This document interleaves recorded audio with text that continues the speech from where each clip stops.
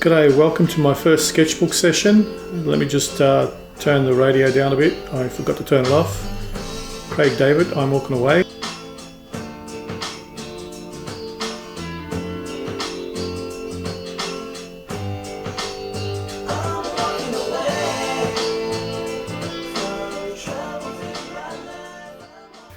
This is often my preferred method, and what I do is I rough out the figure of say for example an object or a person, wherever the case may be, and then I work through that in layers. As you can see here, I have applied the first layer, and next I start to build up the concept by refining that layer into more clear lines and projecting the type of objective that I want to achieve within the illustration.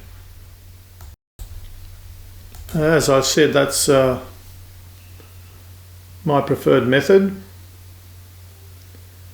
At the beginning it's more intuitive, and then I analyze perspective and all that, judging it by that. So yeah, that kind of covers that.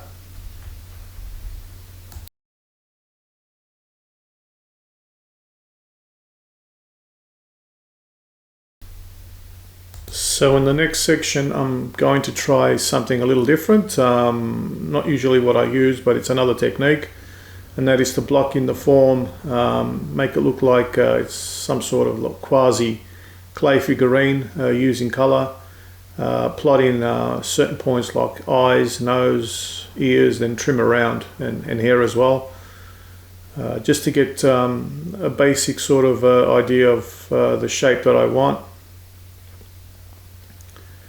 Yeah, so it works quite well, especially when you've got a side profile and when there's not much perspective or foreshortening involved in the whole thing. So yeah, I thought I'd use this one for the first sketch. Once I do that, I create another layer, and on top of that layer I start applying the same technique, which is to plot in some line work to define the shape and some of the characteristics, including anatomies. I thought I'll go with a female form at this point here. Just keep the tradition of the original sketch.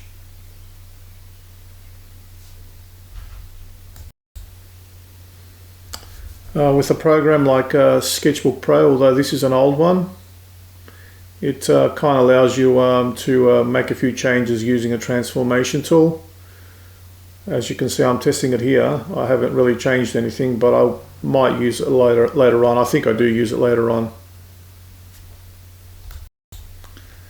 Now once I've got that outline, I create another layer and then refine that outline even further. I thought I'll adjust the face a little bit because it was tilted too far upwards. I just wanted her gaze to be more direct to eye level. One thing about eyes, don't get caught into a trap of trying to draw circles. Eyes in perspective are ellipses, and at this stage you just need to basically not do dots, but just do a line, a thick line like a square, to denote the direction which the eyes are facing. Just make sure they're not in different directions, otherwise your character will look cross-eyed. So now in the next section, I've probably skipped a few things here. I've developed the sketch a little further, and now I'm taking it to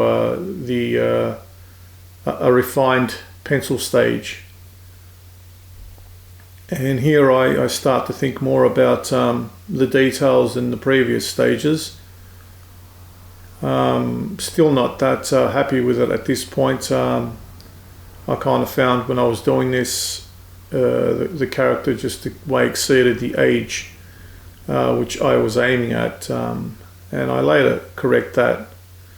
As I said, this is a sketch, and throughout the entire process you always battling away, deciding what to do, where to take it, and this is just one of these things.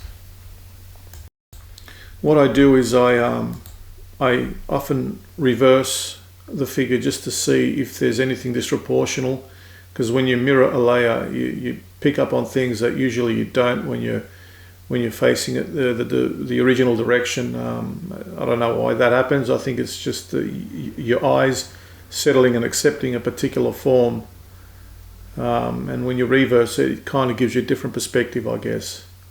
So now that I've done the line work, I revert back to white page, compare the sketch differences and how things have changed. And once again, more inking. Well, actually this is the first stage of inking, so I'm very careful at this stage not to make too many changes, but changes will occur and they're necessary. As you can see, I'm using the ink tool, and I discovered because I'm using a Wacom tablet, and they're fairly difficult to use because you're basically facing the screen while your hands at on the tablet, you're not really looking at it, and it makes it a little difficult if you don't have that much experience behind it, I guess. As I was going to say earlier, before I sidetrack myself, I found that by putting a bit of paper on top of the Wacom tablet kind of helped, because it gave me the feeling of texture. Otherwise, with the plastic screen or just having it the way it is, it just slipped and slide everywhere. Yeah, just sometimes it's important not to get caught up with too much detail, because that might be susceptible to change, especially if you really don't like what you're seeing.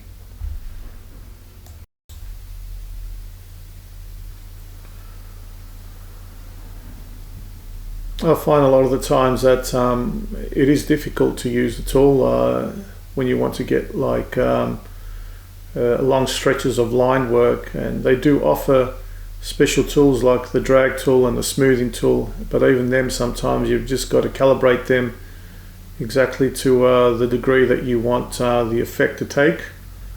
But I try not force that. I try to get close up and follow the line work as naturally as I can freehand.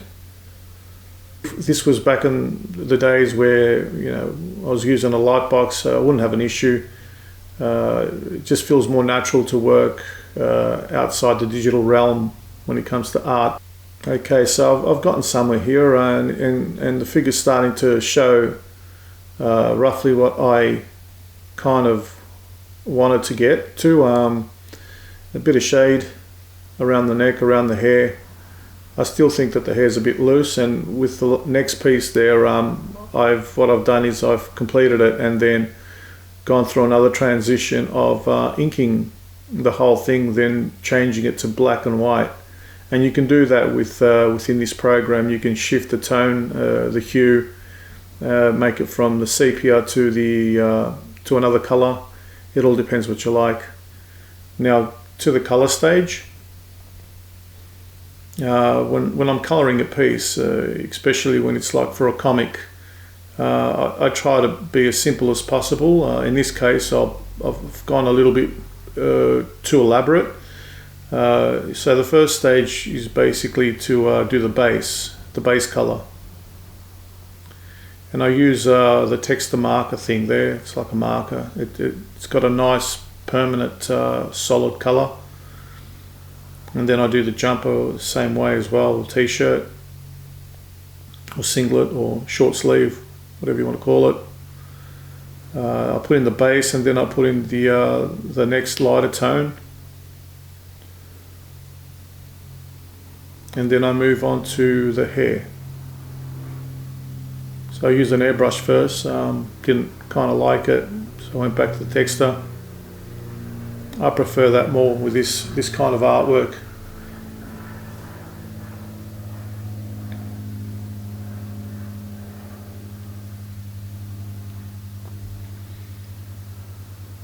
Yeah, it doesn't really matter if you're messy, you can always rub it out, and then you can use the rubber again. Especially if you've got, if you see my lays there, they're underlays, so it's not really touching the inking. I'm just working on the bottom layers, and I can rub things out, put other colors, do other effects. See the hair there, it's changed. It's got a little bit of highlighting there, so I've used a lighter variation of the same hair tone color to achieve that. And now I'm combining layers. Yeah, as I said, that was the base, and that was the previous one, as it states there. Next is the darker shades, and that is to you use the eyedropper, pick the color, and then just darken it a little bit around areas where there is less light. Always keep in mind the form of the shape. Having that understanding makes it easier. So if the light is hitting her face, the area that the light is not touching is obviously darker. And if you kind of bear in mind that a lot of these shapes are either based as spheres, cylinders, squares, cubes, and you have a fair understanding of how light reflects off these surfaces, and where light is shaded, if light is not hitting a particular surface, then you're okay to go. Next stage is I smooth that out a little bit using the blending tool.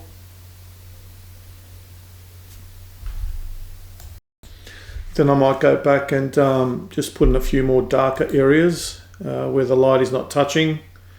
I try not to overdo that, get too dark. The next stage I usually go in and put in a few shadow colors, like shadow mapping, and this is just applying some cool tones. Usually I like to put a bit of a blue, a dark blackish blue, and then I put a bit of blush, which is where the blood sort of is most prominent on the skin, around the skin, the nose, the ears, where you can visibly see a redness on a figure. And finally, I like to put a bit of lighting, directional lighting, where there's some light hitting an object. Here I've used a bit of yellow light. It looks okay. And then what I do is I start with some skin textures, and that is just a stylization thing. I like using that pinkish sort of biro. You don't really have to do that, but this is experimental, as I said, and I use this quite often on real sketches, and it gives a lovely sort of texture to a surface, the surface of a drawing. And then if I want to stylize it even further, I just take it and then I blend all the colors. I could use this if I wanted to and just refine it a little bit more, or basically I could just grab the ink, put that on top, and combine both together. And just test the different shades of it. Might not want it to be so dark, might want to go cooler, or have less line work or more line work. And sometimes you can lock in the line work and give it a different sort of color. Instead of just being black, you can just shade it out. Usually with line work, and because this is a lot of line work involved, comic work geared towards animation, maybe not so painterly, I'll be using outlines like this. And that kind of covers this video. I think I've covered exactly what not exactly, but close enough to what I was projecting to cover, which was to provide an overview of my sketching process and how I go about from conceiving the drawing, coming up with the drawing, building up on the drawing, working with layers, and then finally inking and colouring. Cheers, thank you.